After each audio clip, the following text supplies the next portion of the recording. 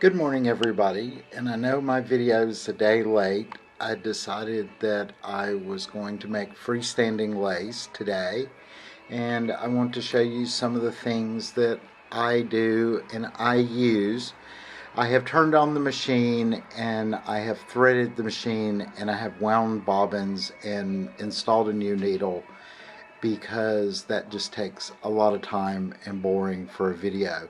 And I'm using my Bernina Artista 200 again today because it makes the best lace.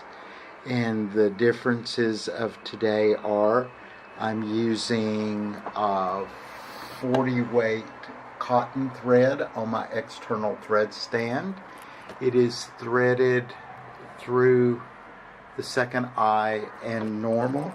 I am using a number 90, number 14 in America embroidery needle because it has a bigger eye and a finer point. And I am also changed to a different bobbin thread because, let's see if it will focus on that. There's a little pigtail up here that gives it extra tension for embroidery and lace. And this is also, I pre-wound these bobbins. This is a 100 weight cotton lace thread that I get from a store in Paris called Saju. They've been around forever. So I'm going to thread my bobbin. And we're ready to go. Now we'll install the designs. I have also put the designs on a USB stick. This machine only takes 256 megabyte USB sticks, but I store all my designs on Dropbox. I have an old account that was grandfathered in from and you can see it's lit up. We have to wait till it stops blinking, and then we go to the screen and you can see my lace designs have popped up. I want to do this tatted lace, so I'm going to select it, and these are vintage tatted designs. I need to use my larger hoop because I want to do more than one at one time. I'm using the large hoop, which is 145 by 255. And now see, I can move these. If I go to my finger, I can move this design in this machine. I'm going to move it up and turn it. No, I need to turn it. There we go. Turn it so it will fit in this hoop.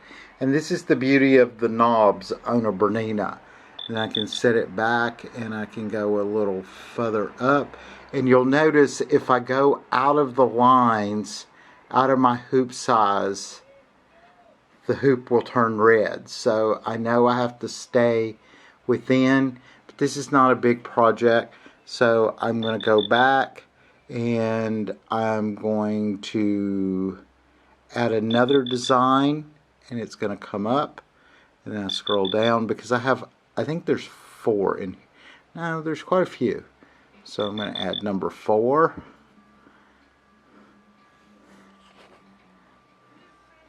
And these are all faux tatting. We go into our settings. We're going to move this over a little bit. Try to get as much in our hoop as we can.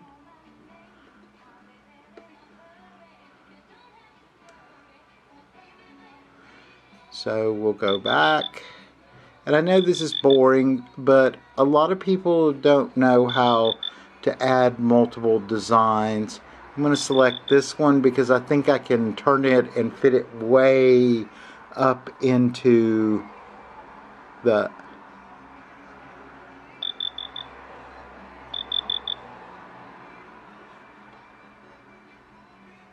See, I think I can get this to fit over here without going out, and then I can turn it up and see how it fits in there, and none of my designs are overlapping, so I can add more of these. And the limit on this older machine is 100,000 stitches. But these designs are pretty small designs. I think they're about 10,000 stitches each. But they're just cute little vintage snowflakes. And what I do with them is I send everyone a piece of a new Christmas ornament every year with their Christmas card. Ooh, see, this was a big one. And I haven't used these. These are new. And I bought these over the summer when I think these came from Advanced Embroidery Designs, because they have a lot of beautiful lace. So there you can see my hoop's pretty full. So I'll say okay. And then the machine is ready. I'm using my large hoop. I also preloaded it with a double layer of soluflase. Here in the Netherlands it's called Vicelina, but most people call it Vilene. But other companies make good stabilizers as well. You have Madeira, Gutermann, Pellin. There are quite a few brands out there. So we'll be back in just a moment, and I'll get this started test stitching, because these are the first time I've stitched them out as well. See you in a moment. Okay, we're back, and my screen is telling me I have no embroidery hoop, so I'm going to load my hoop. Here we go, and I say OK, and I press OK, and it should go. And now we press we're ready to go, and there are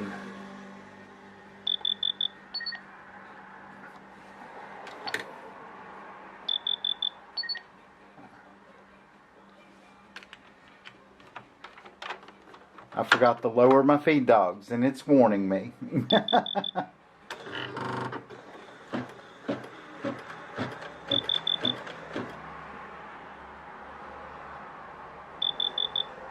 And we want to sew the machine down.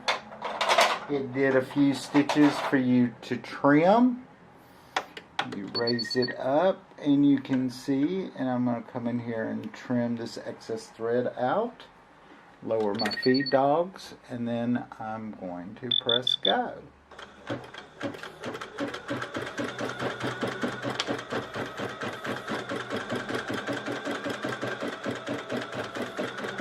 And this is a slow process making lace. You want to slow your machine down because you want it to form those stitches perfectly. This is not the fastest machine in the universe. I think its max speed is 700 stitches per minute. But it's an older machine. And it does. And I chose to use this one mostly because it's a machine that most anyone can afford, and to show you that the capabilities are there in these older machines. We'll come back at the end because it's going to take almost 3 hours for it to stitch out these 4 designs. So we'll come back in a little while. Thank you. Voila! We have less than a minute to go. It has about 500 stitches to make, and all these will be finished. It's been 3 hours. It's a very slow, painstaking process to make lace, but I think it's worth the effort, and I'm really liking this bigger snowflake. I think it would be beautiful in a crystalline metallic. Maybe that's what I'll give everyone this year for Christmas. But we're getting there. And then you take lukewarm water and you wash the stabilizer out that I'm showing you here. And it washes out and it's freestanding. So, and I'll show you when it finishes.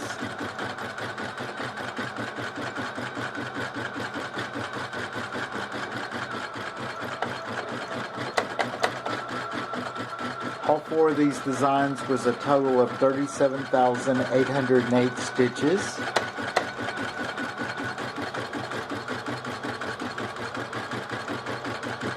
I'm just amazed at what these little machines will do sometimes. And we're finished. And it's going to cut our threads for us, tell us it's finished. And then we bring it out. And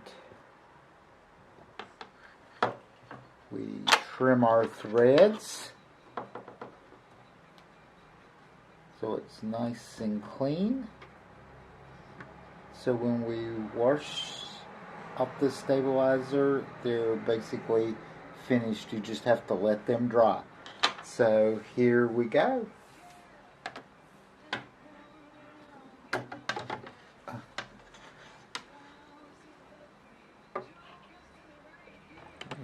see if I can get it here. Here we go. And I'll zoom out so you can get the full picture of the lace. See the designs? And I'll be back as soon as I wash this out with lukewarm water, and then you can see each of the little Christmas ornaments I made using 40 weight silk finish cotton and 100 weight cotton lace thread that I get, so that the back is nice and clean, and it's all 100% cotton. Be right back. Okay, so I'm going to use my Bernina dust cover because it's bright red, so you can see this white lace as I just rinsed it out so that you can see it up close, and it contrasts with the off-white antique cotton thread that I used. And here's the back and the front. And then here's the little one. This is called faux tatting. All these are basic, very vintage tatting designs. Back, front. And here we have this one we stitched out. We have our back and our front. And I'm really liking the icicle, the first one, and the big star, the big snowflake. I think this one is just absolutely gorgeous. And back and front. And really you can't tell the difference between the back and the front, other than the back has a little bit wider thread than the front. But that's okay. So, hope you like this and see what a little bit of these older machines will do, and what you can also do with your embroidery machine for the holidays. Talk to you later. Have a good day.